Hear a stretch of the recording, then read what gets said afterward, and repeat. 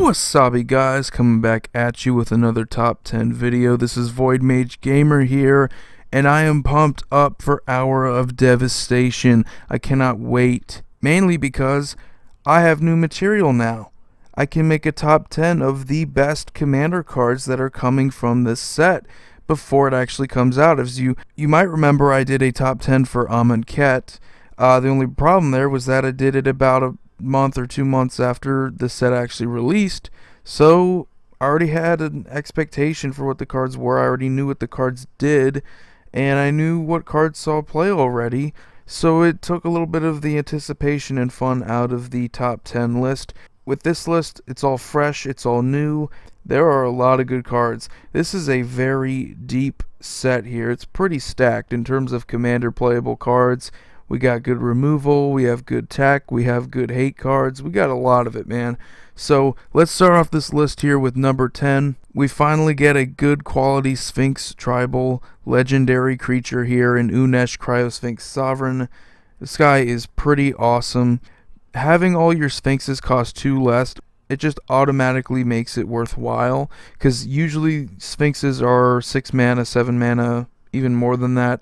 The only downside is that it is mono blue, so I mean you can't play the Esper ones like Magister Sphinx or Sphinx of the Steel Wind. Those tend to be a lot of our favorite Sphinxes that we know about. However, you do get to play the best one in Consecrated Sphinx, so that is a bonus. To have this stack the triggers with something like Sphinx of Uthun, that's just hilarious, and I definitely think this is going to see play. It's only number 10 because I feel that it is very narrow, and you obviously know why. It is Sphinx tribal, so you can't expect the world out of it. Number 9 is another card that's kind of narrow, but you kind of already know where it's going to fit. The Scarab God. Right into zombie tribal decks. Even though it's not a zombie, it synergizes perfectly with it. It dies, it comes back to your hand at the beginning of the next end step. That's ridiculous. That is awesome. Not a zombie, but pretty much a zombie there. The upkeep is just ridiculous. Can't wait to see what people do with this in zombie decks.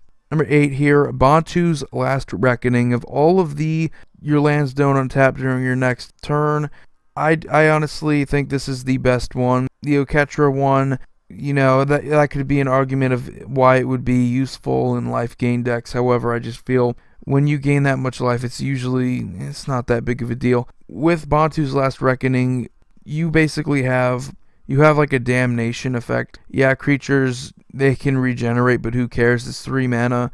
If you're playing a control deck and you really need a good board wipe, this is definitely another one. It does have that your lands don't untap thing, but who really cares? It's a good board wipe, and there are ways of playing around that. It's just called don't play any other spells and deal with, you know, the 3 lands that aren't untapping during your next upkeep. That's pretty easy to do. Number 7 is Torment of Hellfire, an even better black spell. I just think it's awesome. It's very much like Death Cloud, in my opinion. You really want to put as much mana into this as possible, and it hits each opponent, so that's my comparison to Death Cloud. You can really just screw over someone with this type of card. They're gonna have to pick and choose, like, can they afford to lose the life, or are they going to have to start sacrificing permanents, that is devastating. And it's definitely something that if you have anything that can generate infinite mana, you win the game with a card like this. It's that epic. Number 6 is Nicol Bolus, God Pharaoh. Now, I know a lot of you probably thought this would be much higher. I honestly think it's fair enough to put it at number 6 because it's very specific in Grixis colors. Just look at the original Nicol Bolus. How much play does he see? Grixis decks and Super Friends decks. That's pretty much it. Very narrow in that aspect, however, still a very, very powerful card, and he should be. He's the most powerful character in the multiverse right now. There's just no one comes close. His card should convey that pretty easily. All of his abilities are useful in this format. You got a great +2. They exile the cards from the top of their library until they reveal. They exile a non-land card until end of turn. You can cast that card without paying its mana cost. That's ridiculous. It's absolutely powerful in a plus ability. His other plus is +1. Each opponent exiles 2 cards from his or her hand. The fact that that hits each opponent shows you how Wizards, they were going for commander playability when they created this card. Definitely his -4 deals 7 damage to target opponent or creature an opponent controls. Granted, there's better removal in this format, but it's still useful. And burning someone for 7 damage is not really that bad. I could think of a lot of worse minus abilities. And his ult is just awesome. Exile each non-land permanent your opponent's control. Just absolute devastation. And it fits because he's in the set literally called Hour of Devastation. Number 5 is the Locust God. We already have commanders like Tal'Arin, Sky Summoner, where basically it's based around your instants and sorcery castings. This is based around card draw. And your card draw getting you 1/1 flyers with haste. That is just absolutely ridiculous. Is it colors? Are you kidding me? There are a million ways to draw cards. Get a ton of card advantage, and the fact that he has the same thing as the other gods where if he dies you get him back to your hand at the next end step. That's ridiculous. So he's a pain in the ass to get rid of. On top of that, gets you a ton of advantage just for drawing cards. A lot easier to draw cards in this format than it is to cast instants and sorceries, because you're pretty much just guaranteed to draw a card. So that's why it's definitely on here. Number 4, Hour of Revelation. Chances are, if you're playing a huge multiplayer game, you're almost definitely guaranteed to have the 3 less. And if you do, it's just 3 white mana. 3 white mana destroy all non-land permanents. Usually white is the Epic Wrath effect, and this is just so great. I don't think it's going to be that expensive. Just mainly because I don't think it's going to see any play beyond Commander, but it's perfect for the format. Very similar to Blasphemous Act, where it has the whole cost less clause in the text there. I definitely think this is going to see play. The only bad thing, it is 3 white, so it does make it that little bit limited. But in Commander, mana fixing is not that big of a deal. You could throw this in a 3-color deck easily, no problem, and it's definitely going to be worth it. Even if you pay the full cost, it's 6 mana to destroy all non-land permanents. You have that versatility where it hits planeswalkers, it hits artifacts, it hits enchantments. It's so good. Number 3, I have Razaketh, the Foul-Blooded, and all the comparisons to Griselbrand. However, I just think this is very good, quite possibly even better than Griselbrand when it comes to Commander. I just feel that he's more precise. Sacrificing a creature, yeah, it doesn't fit into as many decks as maybe Griselbrand could. However, I think the decks that Razaketh would go into automatically would dominate. Like you put him into something like Gave, and suddenly you're tutoring up combo pieces, or Prosh, you're tutoring up combo pieces. Put it in any sort of token strategy where you have combo pieces. Being able to tutor so often and so frequently for such a little cost as just sacrificing a creature and paying 2 life, that is ridiculous. Automatically going to see play in this format. Maybe as a commander, but I like him as one of the 99. Definitely a good consideration for any black deck in this format. Awesome. Number 2 is Solemnity. Very good card, and I know a lot of you would be like scratching your heads here, like, why is this at number 2? Hate cards are awesome in this format. You have such a political aspect to this format. Having cards like Torpor Orb, Hushwing Gryff, Winter Orb, all these hate cards, and having this type of card in white, it's so good.